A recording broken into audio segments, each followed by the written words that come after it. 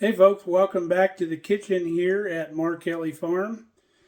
Kelly's at work today. She's going to be home after a while, and we're going to get some dinner get going so she's got something to eat when she gets home. And we're going to make one of my favorite one-pot meals for dinner tonight. Stick around, we'll show you what that is.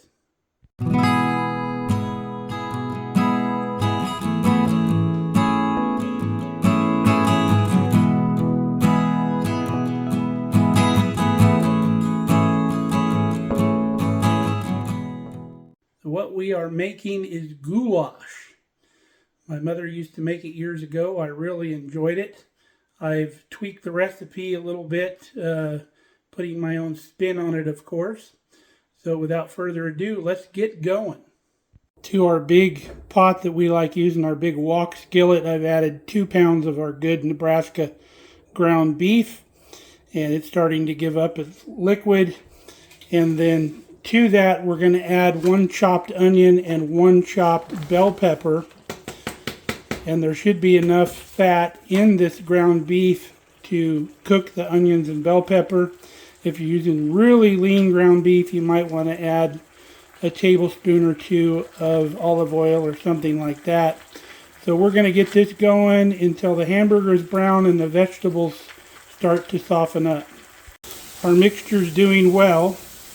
Now I cook this until most of the moisture is gone, because there's moisture in the ground beef. There's moisture that releases from the vegetables. So you can see all the steam coming out of this pan. So I want to cook a lot of that liquid off. You can see there's some liquid that's not all grease in the bottom. So when this steaming slows down a little bit, we'll go ahead and add our next ingredient in.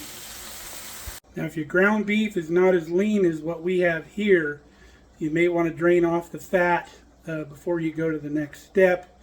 A good way to do that is just wad up a piece of paper towel and use some tongs. Make a little hole in the middle or off to one side and kind of tilt your pan. You can dip that paper towel down into the pan, soak up all that excess grease, and then you just throw the paper towel away. You don't have to get real crazy about it, dumping everything out and straining it. So I got a lot of our liquid cooked off. You can see there's nowhere near as much liquid down on the bottom of that. So now we're going to add about 4 cloves worth of minced garlic, or about a tablespoon if you want to measure it that way. And then we just want to stir the garlic in here and cook it just long enough to wake it up a little bit. You don't want to burn it. That's why we add it last, before we start adding the rest of our ingredients. So you're going to cook that about, I don't know, 30 seconds or so is plenty to get that livened up a little bit. Everything's looking real good. So the next thing we're going to add is 2 quarts of our home canned tomatoes. If you don't have home canned tomatoes, that's equivalent to about 4 cans of tomatoes from the store. Those 15-ounce cans that used to be 16-ounce. 2 of those would make a quart. And use crushed tomatoes, something like that. Something that might be really good is maybe some fire roasted tomatoes. Definitely something that we're going to try in the future. But 2 quarts or maybe 4 cans of the store-bought tomatoes. We'll go ahead and get those in. Those beautiful red tomatoes. Doesn't that look amazing with that red color? So we'll get this all stirred up and we'll start adding a lot of our other stuff in.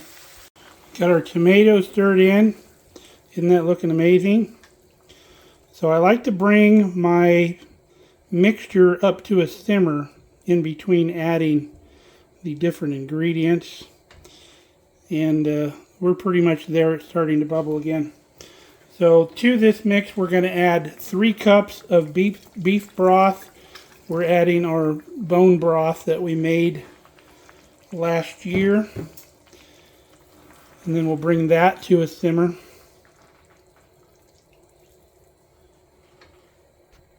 The next ingredient we just added is 3 tablespoons of Worcestershire, or I call it what's this here sauce.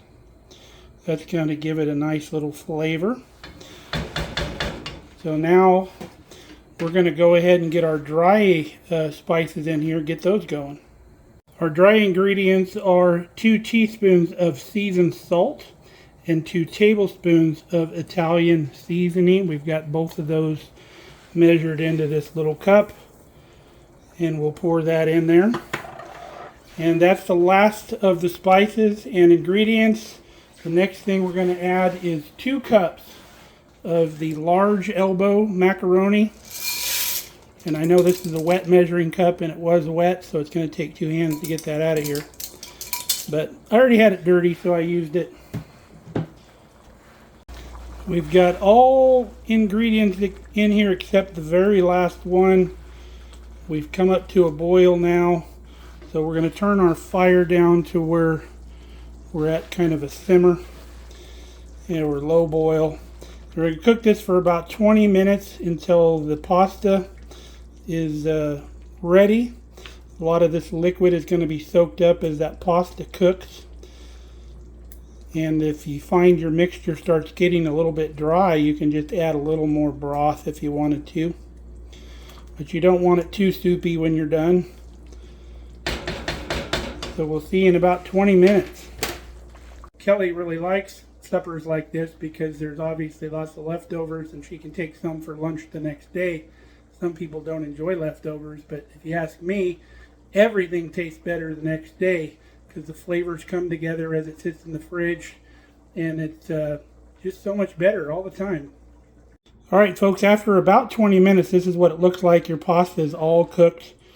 We want to cool this off, but we have one more ingredient that goes in here right before we eat, and that's 1 cup of cheddar cheese, but we'll do that here in a minute. And then as this sits and cools, it's going to get a little bit thicker. The pasta is going to soak up a little more of that really tasty juice. Right now is a good time to taste it for seasoning. If it needs a little more salt or anything else that you would like to put in it, now would be the time. So we'll come back, we'll add that cheese, and we'll get it served up when it's ready. Now I enjoy this recipe much better than the one that's got all the corn and all that in it. I like to keep things simple, and this is about as easy as it gets. It's the traditional flavor that I enjoy, that I remember my mom used to make, but you can put anything you want in this goulash. The sky's the limit. Make it your own. Add whatever vegetables you want in it, the corn or whatever, different kinds of pasta. It just doesn't matter. Go crazy with it. It doesn't have to be the way we like it. Well, we need to put dinner on hold for a second. Kelly's running late, and I looked her up on the map. She's on a section of the road that gets pretty snotty when it rains, and we had a lot of rain this morning, so I need to go check, see if she's okay. Got my muck boots just in case. Well, maybe not. Looks like she's going to make it. Apparently she was just late getting home. Alright, it's all cooled off. That's what she looks like. We're getting ready to eat. It's still nice and warm. And we're going to add our last ingredient, which is 1 cup of cheddar cheese. These packages are 2 cups. So we're going to add half a package, basically. And then we'll stir that in. And then we'll be ready to eat. There it is after the cheese has been stirred in. It gives it quite a little creaminess to it and stuff like that. Now when you serve it in a bowl, you could sprinkle a little more cheese on top if you wanted to. Would be really good. Let's serve it up. There she is, folks. A meal fit for a king or a queen. Very hearty, very delicious. So give this recipe a try. I think you're really going to enjoy it, especially on a cold winter night. Winter's coming up. Give it a shot. So until next time, stay safe, stay healthy. We love you guys. Come back and see us here at Mark Kelly's Farm.